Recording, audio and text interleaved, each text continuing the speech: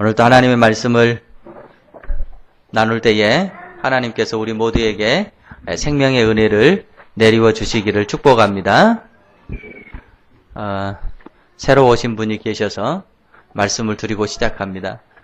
저는 설교를 하기 전에 재밌는 얘기를 하고 시작을 합니다. 여러분의 마음과 제 마음이 웃음으로 열고 하나님의 말씀을 더 잘 받기 위함입니다. 오늘 주일학교에서 이제 성경 퀴즈 대회가 열렸습니다. 보통 성경 퀴즈 대회를 하게 되면 문제집을 먼저 이렇게 나누어 주죠. 그 교회도 내나 동일하게 이제 문제집을 나누어 줬습니다. 그래서 이제 그 문제를 보고 이제 퀴즈 대회 시간에 이렇게 문제를 풀면서 손을 들어서 선물을 주는데 선생님께서 질문을 했습니다. 여러분, 하나님께서 최초로 만든 사람, 남자가 누구지요? 여기서 저요. 손을 들었습니다. 지적을 해서 누구지요? 아담이요. 선생님께서 즉흥적으로 문제에 없는 질문을 했습니다. 그러면 이 문제를 맞히면 상급을 더블로 주겠습니다. 최초의 여자는 누구지요? 다들 어리둥절하고 있는데 한 친구가 손을 딱 들더니 마담이요.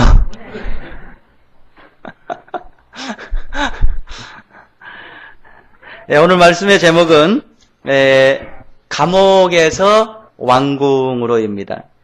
창세기 41장을 토대로 해서 오늘 말씀을 나눕니다. 여러분과 제가 알다시피 요셉은 아주 자기의 친형제들에 의해서 팔려버렸습니다. 타국으로 끌려가서 노예가 됐습니다. 그리고 애굽에서 보디발 장군의 집에서 종살이를 시작합니다. 인정을 받았어요. 그 집에 책임을 맡는 집사가 되었는데 그 보디발 장군의 아내의 모함 때문에 그는 다시 감옥에 갇히게 됐습니다. 감옥에서 또 열심히 살아서 인정을 받았습니다. 그래서 그 감옥을 이렇게 또 다스리는 총무가 됐는데 그때 당시에 바로 왕의 최측근인 이렇게 술을 관리하는 관리장과 떡을 관리하는 관리장이 그 감옥에 들어왔습니다. 또 그들을 열심히 돌봐줬습니다. 그리고 그들을 이렇게 아주 생명 바쳐서 뒷바라지였습니다.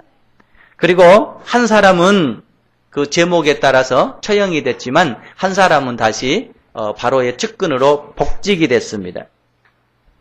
그런데 그 복직된 사람이나 죽은 사람에게 놀라운 꿈을 꿨는데 그 꿈을 바로가 요셉이 해석을 해줬습니다.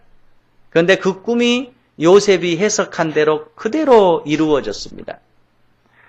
그래서 복직된 술 간원에게 요셉이 부탁을 합니다. 사실은 제가 이러이러해서 이렇게 감옥까지 들어오게 되었는데 하나님 앞에 맹세코 제가 감옥에 들어올 만한 죄를 진 적이 없습니다. 그러니까 당신이 복직이 되면 특별히 정말로 잊지 마시고 불쌍한 저를 좀 기억하시고 저의 탄원을 좀 들어주십시오. 저를 감옥에서 조금 나가게 해주십시오.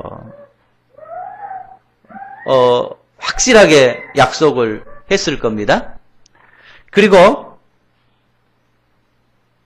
바로의 이렇게 술 맡은 간원은 복직이 돼서 요셉을 불러줄 줄 알았는데 요셉을 불러주질 않는 겁니다. 요셉을 어려움을 해결해 주지 않는 겁니다.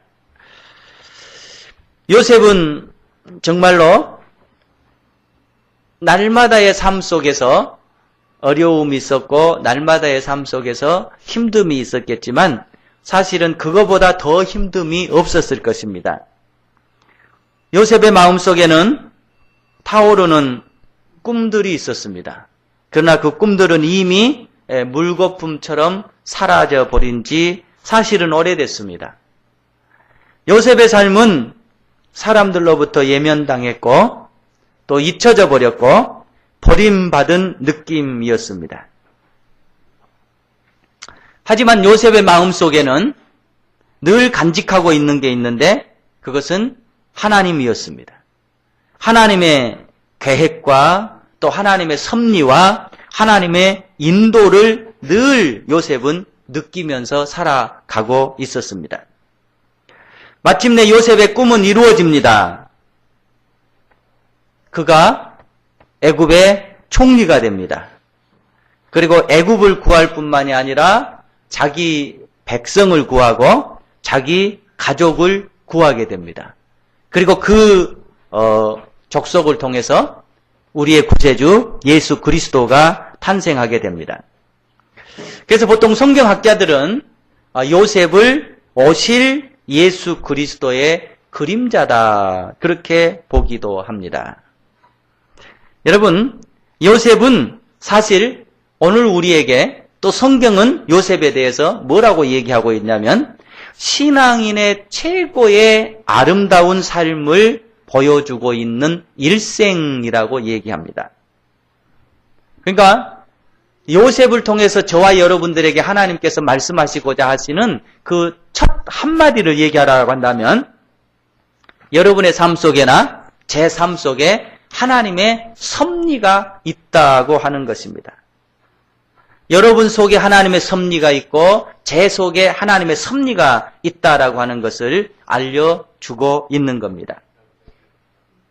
여러분 가만히 한번 생각해 보십시다. 하나님의 섭리가 여러분의 삶 속에 있습니다.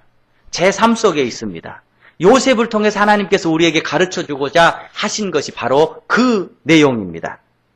하나님의 섭리가 있음을 믿고 또 하나님의 섭리가 있음을 인식하고 깨닫고 살아가는 요셉처럼 오늘 저와 여러분들에게 하나님께서 하시고 싶으신 말씀이 바로 그것입니다. 여러분 믿음이라고 하는 것은 사실은 뭘겠습니까? 하나님의 힘을 인정하는 겁니다. 하나님의 계획을 인정하는 것입니다. 하나님의 섭리를 인정하는 것입니다. 하나님께서 내 인생을 붙잡고 계신다는 거예요. 하나님께서 내 인생을 계획하시고 한 단계 한 단계 내 삶을 이끌어 간다라고 하는 것입니다. 그리고 그 삶 속에서 나는 하나님과 함께해서 내 삶을 승리하겠다라고 하는 겁니다. 이것이 소위 하나님의 섭리를 믿는 삶입니다. 오늘 요셉의 생을 통해서 우리가 세 가지 하나님의 섭리를 나누고자 합니다. 먼저 첫 번째는 하나님의 섭리적인 지연이 있었습니다. 지체가 있었죠. 지금 우리가 쓰는 쉬운 말로 한다라고 한다면 요셉의 삶 속에 하나님의 계획적인 어려움이 있었다고 하는 말씀입니다. 40장 23절에 보면은요. 술 맡은 간원장이 요셉을 기억하지 못하고 그를 잊었더라 이렇게 말씀합니다. 그러니까 지금 감옥에서 요셉이 이 술 맡은 간원장을 아주 열심히 아주 생명 바쳐서 뒷바라지 해줬습니다. 그리고 꿈을 꿨는데 그 꿈을 해석해 줬어요. 당신은 머지않아서 복직될 겁니다. 그런데 정말 그 꿈처럼 복직이 됐어요. 감옥을 떠나고 복직되려는 그 순간 요셉이 부탁을 합니다. 저를 좀 기억해 주십시오. 불쌍한 인생 기억하셔서 좀 해결해 주십시오. 이러면 다 해결해 줄 수 있는 문제 아닙니까? 그런데 나간 다음에 까마득하게 이 사람은 요셉의 존재를 잊어버렸습니다. 그리고 41장 1절에 보면 만 2년 후에 바로가 꿈을 꾼즉 이렇게 나옵니다. 그러니까 2년 동안 잊혀져 버린 존재가 된 거예요. 근데 사실은 2년뿐만이 아니라 지금 요셉의 모든 삶이 잊혀져 버린 존재가 돼 있는 것입니다. 요셉은 잊혀지는 아픔, 고통, 서운함 속에서 어려운 나날을 지내가고 있는 것입니다. 2년의 감옥의 기다림, 막연한 기다림입니다. 그러나 그 기다림은 하나님의 연단과 훈련의 기간이었습니다. 그 기간을 통해서 하나님은 요셉을 인내하게 만들고 또 그를 의지하게 만들고 신뢰하게 만들기 위한 계획을 가지고 있었습니다. 여러분, 어쩌면 여러분도 많이 그런 경험을 할 겁니다. 저도 순간순간 그런 경험을 하곤 합니다. 우리의 일생을 가만히, 우리의 자신들을 가만히 되돌아보면 왠지 하나님께서 외면해버린 듯한 느낌이 듭니다.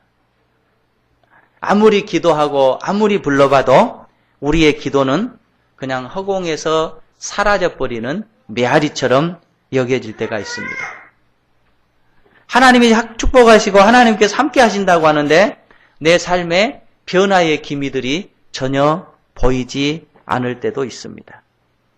매일매일 내 삶은 터널 속으로 더 깊이 들어가는 것만 같이 느껴질 때도 있습니다. 그러나 여러분, 하나님의 섭리를 믿는다라고 하는 것은 그런 아중 속에서도 하나님의 나를 향한 계획이 있으시고 하나님의 나를 향한 손길이 있다라고 하는 것을 꼭 믿고 살아가는 것입니다. 이것이 요셉이 섭리를 믿는 것입니다. 여러분, 끝이 보이지 않는 터널을 통과할 때마다 우리가 꼭 잊지 말아야 될 것이 있습니다. 터널의 반대는 반드시 있는 겁니다. 터널의 반대는 반드시 끝이 있다라고 하는 겁니다.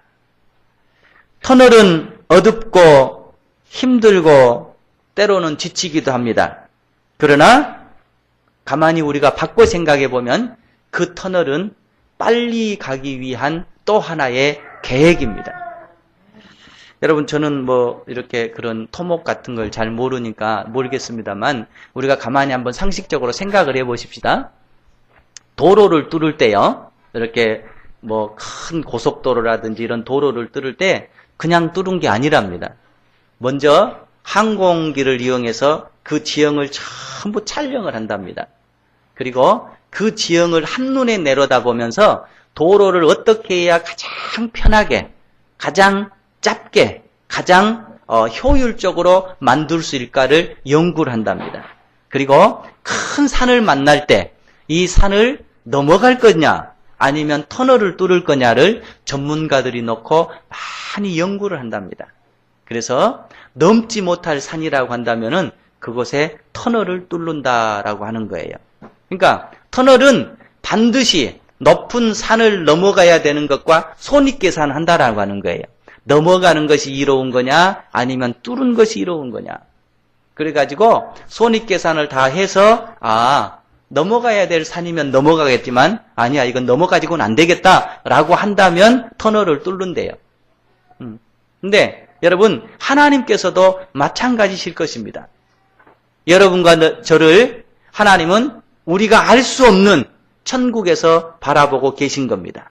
우리의 삶을 인도하기 위해서 하나님께서는 원대한 계획을, 우리는 알 수 없지만 태어나는 그 순간부터, 우리가 태어나기 전부터 하나님 나라에 다시 올 때까지 하나님은 우리의 삶을 내다보고 계신 거예요. 그래서 어떻게 인도하는 것이 가장 아름다운 인도일까? 이 산을 넘게 만들까? 아니면 터널을 지나가게 만들까? 이게 하나님의 계획인 거예요. 그러니까 산을 넘는 것이 우리에게 이롭지 않다라고 한다면 하나님은 우리를 터널 속으로 인도한다라는 거예요. 그래서 저와 여러분이 터널을 지날 때마다 이게 하나님께서 내게 주시는 최선이고 이게 하나님께서 내게 주시는 아름다운 계획이다라고 하는 것을 믿고 의지하고 통과할 수 있는 성도들이 될 수 있기를 축복합니다. 요셉이 바라는 것이 바로 그거였어요. 이것이 우리가 섭리를 믿고 나아가는 믿음입니다. 다음 두 번째는 하나님의 섭리적인 계획적인 꿈이 있었습니다. 41장에 보면 바로가 꿈을 꾸는데 이런 꿈을 꿉니다. 바로가 잠이 들었는데 나일강간에 아주 아름답고 살찐 소가 7마리 쫙 올라와서 풀을 뜯는 겁니다. 그런데 조금 있으니까 정말로 못생기고 야이고 험악한 또 7소가 쫙 올라오더니 그 살찐 7마리의 소를 다 잡아먹어버리는 거예요. 본인이 느꼈겠죠. 야, 이거는 흉측한 꿈이다. 꿈을 깼어요. 그리고 다시 잠을 들었는데 아주 풍성하고 아름다운 7줄기의 곡식이 쫙 올라오더니 또 조금 있으니까 아주 못생기고 험악하고 참 보기 흉한 7줄기가 딱 올라와서 그걸 또 딱딱 잡아먹어버리는 거예요. 그래서 바로는 8절에 보면 아침에 그의 마음이 번민하여 사람을 보내어 애굽의 점술가와 현인들을 모두 불러 그들에게 그랬으나 그것을 바로에게 해석하는 자가 없었더라. 그러니까 바로가 고민을 했겠죠. 과연 이 꿈이 무슨 꿈일까? 이게 무슨 의미일까? 생각하면서 자기 신하들 가운데 이 꿈을 해석할 수 있을 정도의 사람들, 점술가들, 현인들을 불러다가 자기의 꿈을 얘기를 합니다. 여기에 점술가와 현인들은 주석을 하기를 애굽의 수많은 우상을 섬기는 종교인들이다. 그렇게 해석을 합니다. 그러니까 애굽에는 수많은 신들이 있어요. 출애굽기에 보면은 그 10가지 재앙을 내리잖아요. 그 재앙에 예를 들면은 뭐 개구리, 메뚜기 이런 것들이 다 신들로 섬겨지는 것들입니다. 그걸 섬기는 그 우상의 종사자들을 불러다가 꿈을 얘기를 한 거예요. 신앙의 힘을 빌려서 이 꿈을 해석해 다오. 그런데 꿈에 대한 해석을 아무도 하지를 못한 겁니다. 이 부분을 놓고 성경을 해석하기를 하나님께서는 바로의 마음속에 꿈을 집어넣고 술사들의 마음은 닫아버렸다고 얘기합니다. 그 꿈의 혼동들이 시작될 때 2년 전에 감옥에 있었던 이 술 맡은 간원장이 그 사건을 보면서 요셉을 기억하게 됩니다. 까마득히 잊어버렸어요.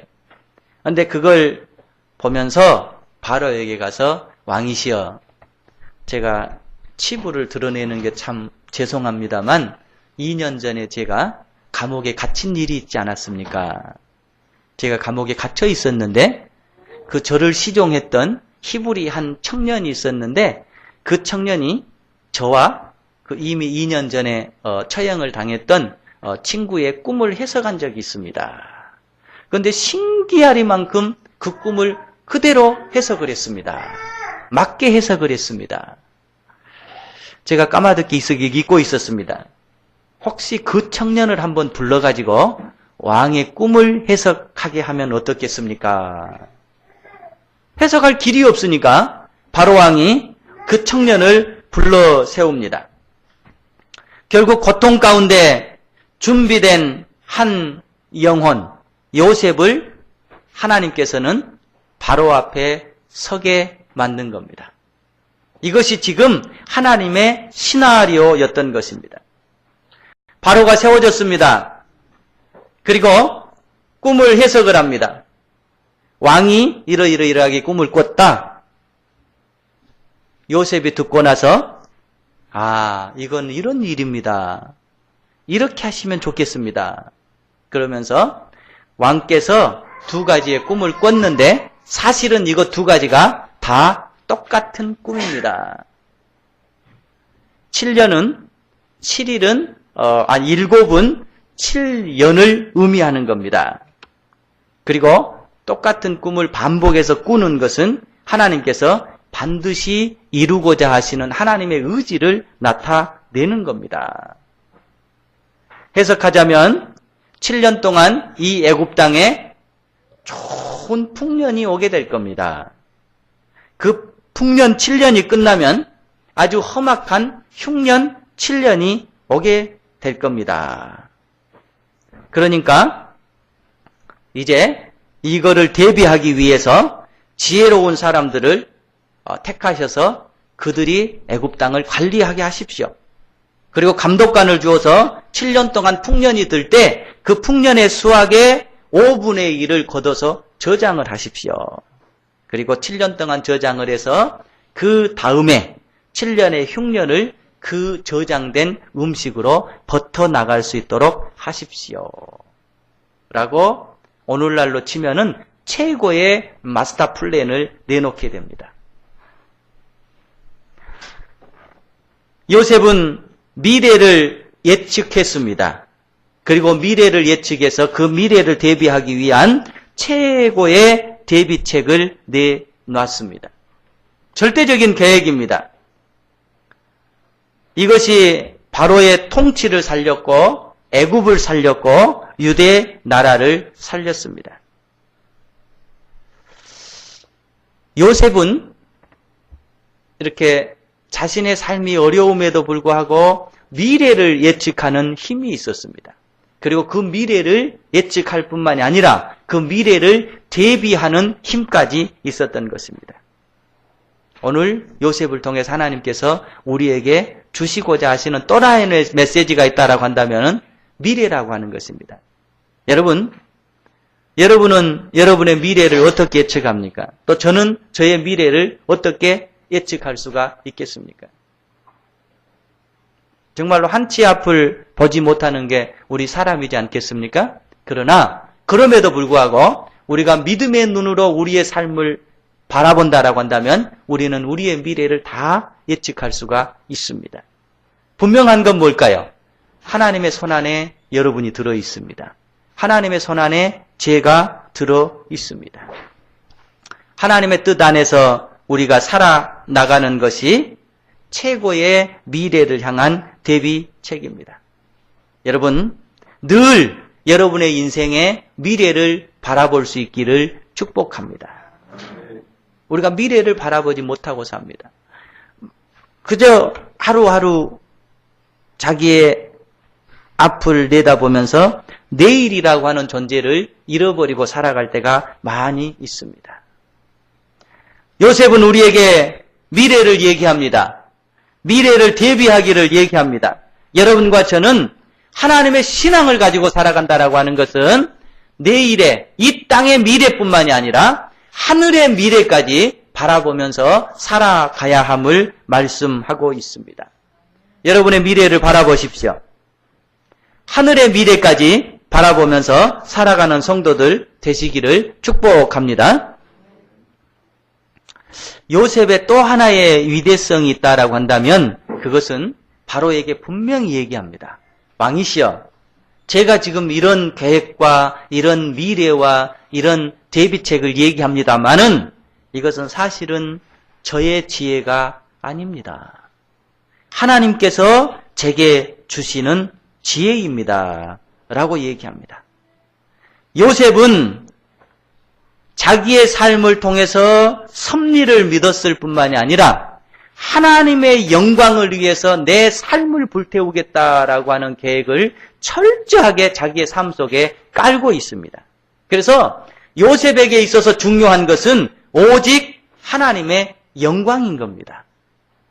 여러분, 우리가 하나님 앞에 영광을 돌리면서 살겠다라고 얘기합니다.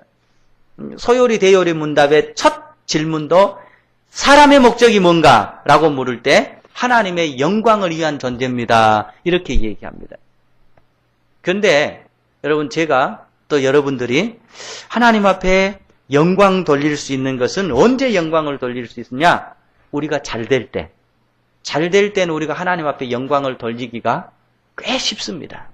네. 사업이 잘 되고 건강이 좋고 자녀들이 잘 되고 미래가 잘 풀려질 것 같고 그러면 할렐루야, 하나님의 영광입니다. 할렐루야, 하나님의 축복입니다. 우리는 늘 이럴 수가 있습니다. 그러나 문제는 뭐냐면 내가 어려워질 때, 내 미래가 어두워질 때, 내 삶이 안 풀릴 때, 이때도 우리가 하나님 앞에 영광을 돌릴 수가 있겠느냐라는 거예요. 하나님은 얘기합니다. 그래야 된다라고 하는 거예요. 왜?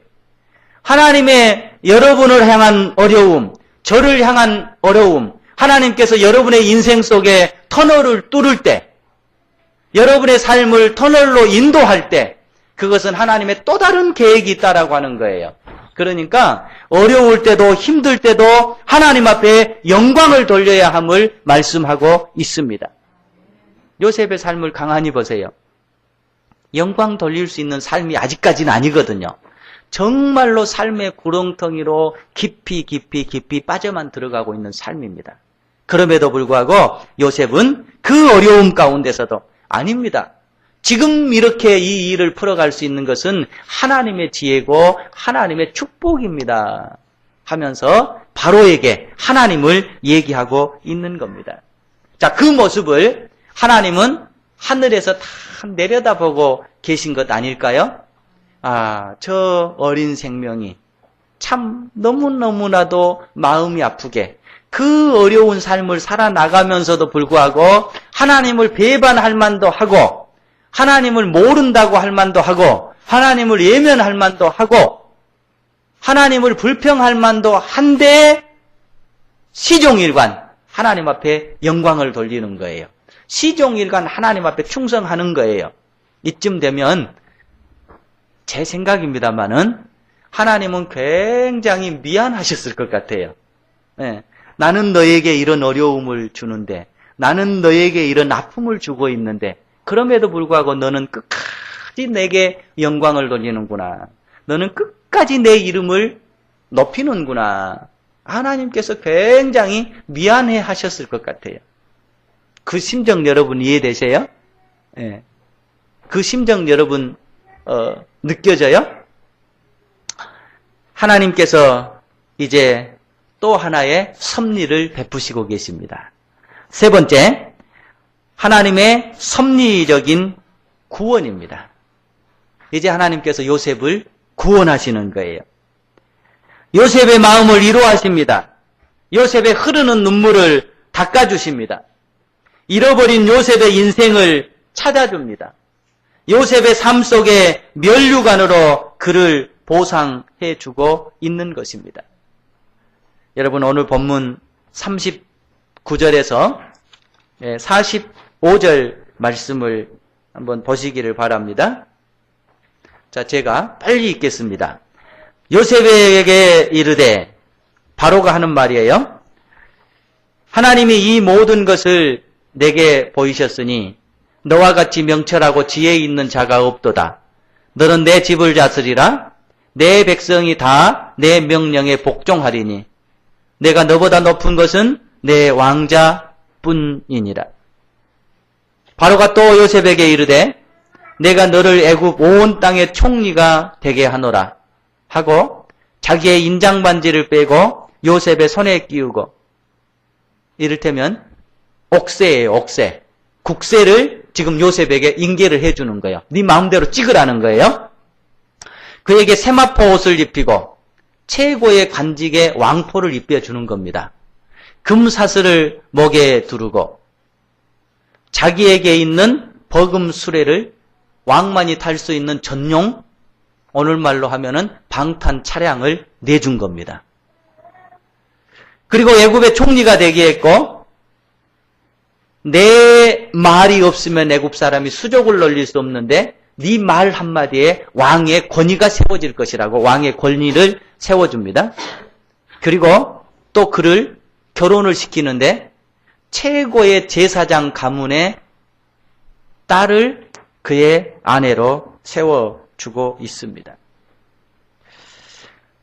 아무튼 요셉이 가질 수 있는 모든 권위를 요셉에게 바로가 물러주고 있는 것입니다.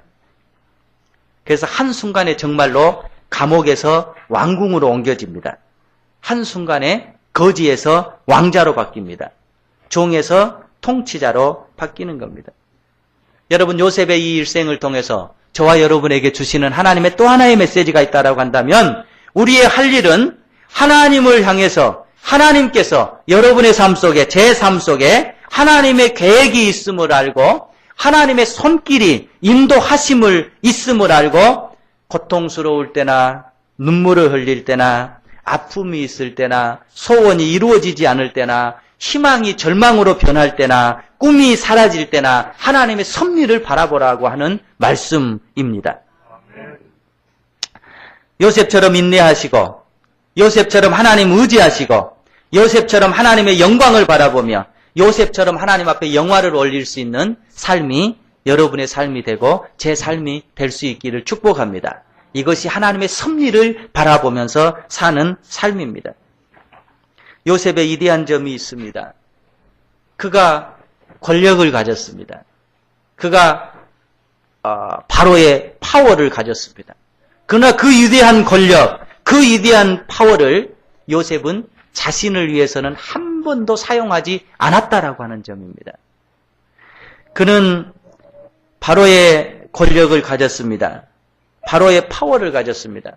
그러나 그 위대한 파워, 그 위대한 권력을 더 겸손한 마음으로, 순전한 마음으로 하나님의 영광을 위해서 봉사하고 있는 모습을 보게 됩니다. 여러분과 제가 우리가 권력이 있건 없건, 우리에게 파워가 있건 없건, 우리가 할 수 있는 일이라고 한다면 우리의 할 수 있는 것을 가지고 어떤 사람은 건강을 가지고 어떤 사람은 믿음을 가지고 어떤 사람은 지식을 가지고 어떤 사람은 또 다른 뭔가를 가지고 하나님을 위해서 충성하고 봉사할 수 있기를 축복합니다. 요셉이 이제 아들 둘을 낳았어요. 아들 둘을 낳았는데요. 51절, 52절 우리 같이 한번 읽어보십시다. 같이 읽습니다.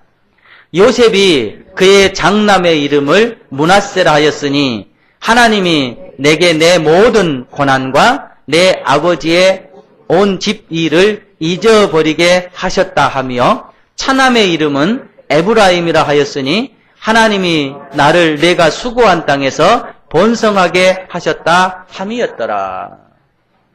자, 아들 둘을 낳습니다. 그런데 첫 번째 아들을 뭐라고 이름 짓냐면 므낫세라고 이름을 지어요. 그런데 그 므낫세의 이름에 의미가 있는 거예요. 그 의미가 뭐예요? 다 잊어버리겠다는 거예요. 예, 다 잊어버리겠다. 그런 의미에서 첫 아들을 므낫세라고 이름을 지었어요. 둘째 아들은 에브라임이라고 이름을 지었는데 이것은 내가 수고한 땅에서 하나님께서 번성케 하셨다라는 의미를 넣어서 에브라임이라고 이름을 넣었어요. 그러니까 여러분 가만히 생각해 보세요. 첫째를 므낫세라고 이름을 짓고 그 의미를 잊어버리겠다라는 거예요. 그러니까 이게 뭘 잊어버리겠다는 거예요? 지금까지 내가 고난당하고 어려움 당하고 소름 당하고 모함 당하고 다른 사람들에게 피해받고 이런 모든 것을 어떻게 하겠다는 거예요? 잊어버리겠다라는 거예요. 잊어버리겠다라는 거예요. 그 다음에 두 번째로 자기 둘째 에브라임은 또 기억했다는 거예요. 뭘 기억했다는 거예요? 그럼에도 불구하고 하나님께서 내게 주시는 축복, 그럼에도 불구하고 하나님께서 내게 주시는 손길, 그럼에도 불구하고 하나님께서 내게 주시는 은혜를 기억하겠다라고 하는 겁니다. 그러니까 두 아들을 낳고 다시 한번 자기의 인생을 되돌아보면서 자기의 인생을 다짐하는 거예요. 뭘 다짐하는 걸까요?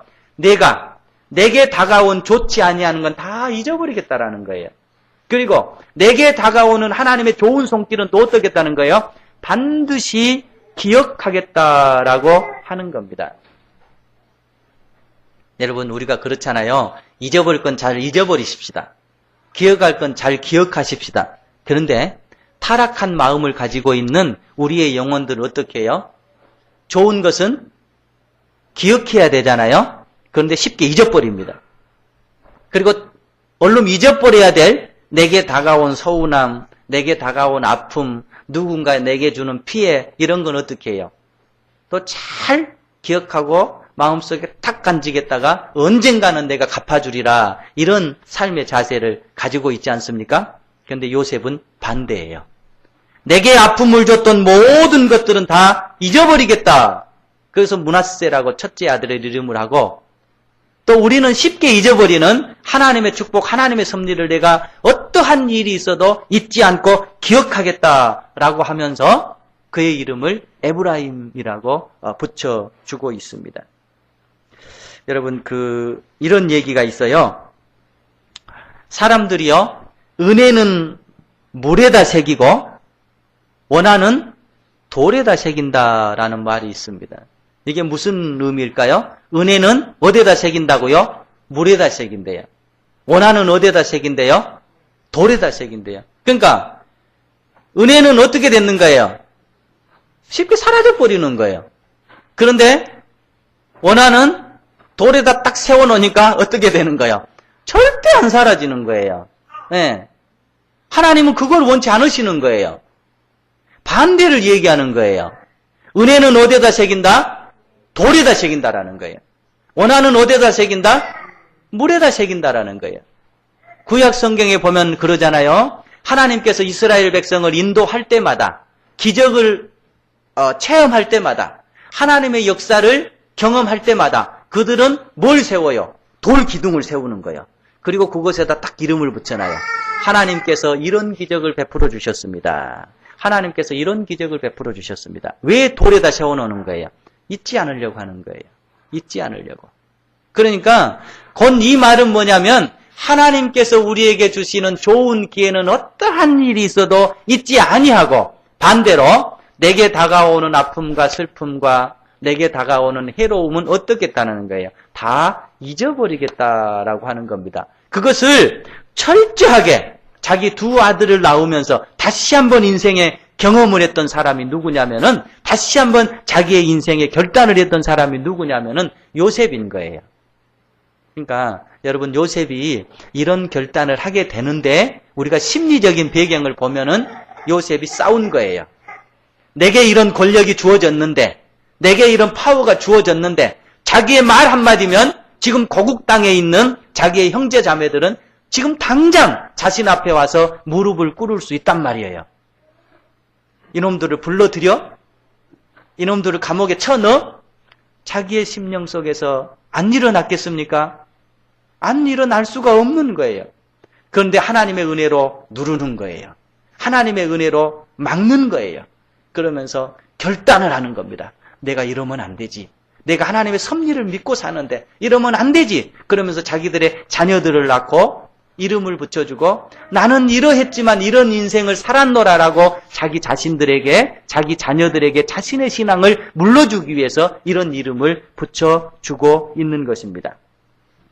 여러분 우리가 지난날의 실수나 지난날의 잘못이나 지난날의 실패나 잊어버려야 될 줄로 믿습니다. 다른 사람이 내게 주는 아픔 또한 잊어버려야 될 줄로 믿습니다. 또 반대로 우리는 하나님께서 내게 주시는 은혜, 하나님께서 내게 주시는 축복, 하나님께서 내게 주시는 은총은 꼭 기억하면서 살아가야 될 줄로 믿습니다. 여러분 이렇게 제가 요구하면 사실 저러면 너무너무나 평범한 삶이니까 하나님의 은혜를 기억할 것이 없어요. 하나님의 축복 또한 기억할 것이 없어요. 제가 어느 쪽에 기도문을 보니까요. 이런 기도가 있어요. 나날이 하루하루의 평범한 속에서 하나님의 놀라운 지혜와 하나님의 놀라운 손길을 느낄 수 있는 영적인 민감성을 주옵소서. 굉장히 멋진 기도라고 생각합니다. 여러분 보세요. 날마다 여러분의 삶이 그냥 다람쥐 쳇바퀴 돌아갈시 평범한 삶이에요. 눈 뜨면 출근하고 저녁 되면 퇴근하고 집에 와서 새끼들하고 시달리고 아내의 바가지 좀 듣고 또 짜증나면 뭐라고 한 바가지 붙고 잠자고 또 일어나서 출근하고 출근해가지고 사장님한테 좀 깨지고 삽대 써버려 하다가 또 퇴근하고 이런 삶인 거예요. 예.